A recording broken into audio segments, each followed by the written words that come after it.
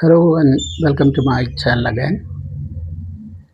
This is in continuation of my last episode. Indian civilization is more profound than the Greek civilization. It is more humane than the Roman and more intellectual than the European that existed prior to the 18th century. Our ideals and ideas are of great value to mankind as a whole. But the real question is, are these values leading us to an ideal future? The West is proud of its science and its habit of inquiry. Of course, science and its applications form an immense body of means to achieve many ends. But there is a streak of vulgarity and utilitarianism in it. Any Indian spiritual seeker will be repelled by this vulgarity and utilitarianism of this culture, and he will find an overall emptiness in it. Human progress is an adventure through the unknown.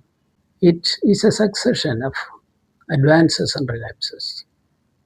Of course, we have been through a relapse, but it was a temporary decline. That was an evolutionary stage in our journey to an ultimate perfection. But we are lucky in one respect, in that we have been able to gather riches on our way down, although it was a decline. It marked the beginning of a more perfect creation that required a reshaping of our collective life. That was a real reflection of our highest ideals. In this exercise, one had to remember three things. One was that we should distinguish what was dearest to our heart and what was deficient on our part. Number two, we had to compare our past with our present, find out our deficiencies, causes of our failure, and then seek remedies in the light of our strengths and potentialities. Number three, we had to compare devices and gifts that the West had brought us with our own gains and losses that we made. Number four, admit our mistakes. But do that from your own point of view, not from a European point of view. That's very, very important. Admit your mistakes, not from the European point of view, but from your own point of view. So one mistake was the way we treated our lower classes. There was no justification for us to keep 1/6 of the nation in permanent ignominy and animal existence. We had a spiritual ideal and an idea of unity at the base, but we used them wrongly in the life of the society, and consequently there was bondage and division in the social mass. We made one more mistake. It was that the Vedantic ideals were left to the individual to pursue without any social backing for it. Consequently, when foreign powers attacked us, we are just content with a mere self-preservation. We survived the attacks, but we survived very narrowly. Survival is not possible without expansion and assimilation.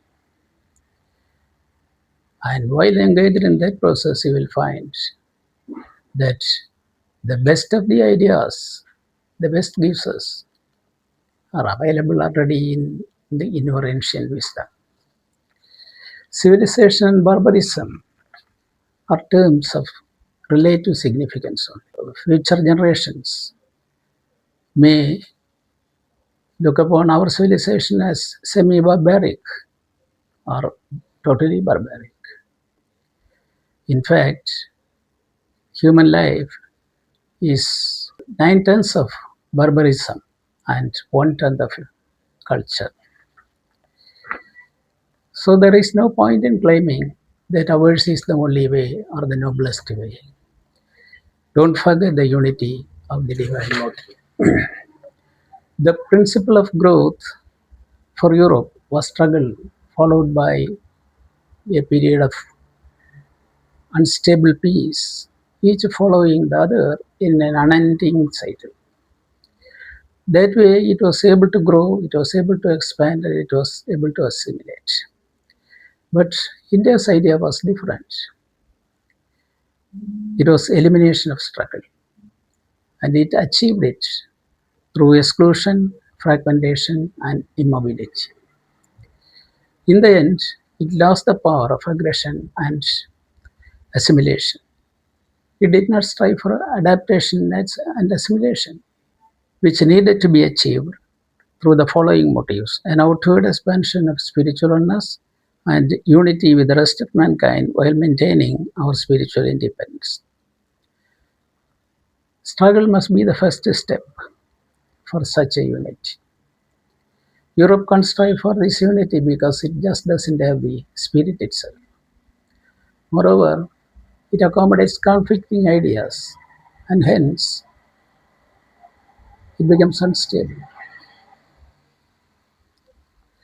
It claims also that hers is the only truth of life and there is no truth of the spirit. India is the ancient possessor of this truth of spirit. We should therefore resist this arrogant claim and affirm her deeper truths. In it lies the hope of mankind to emerge into the light and to take the terrestrial evolution into its next step in the progressive manifestation of the spirit.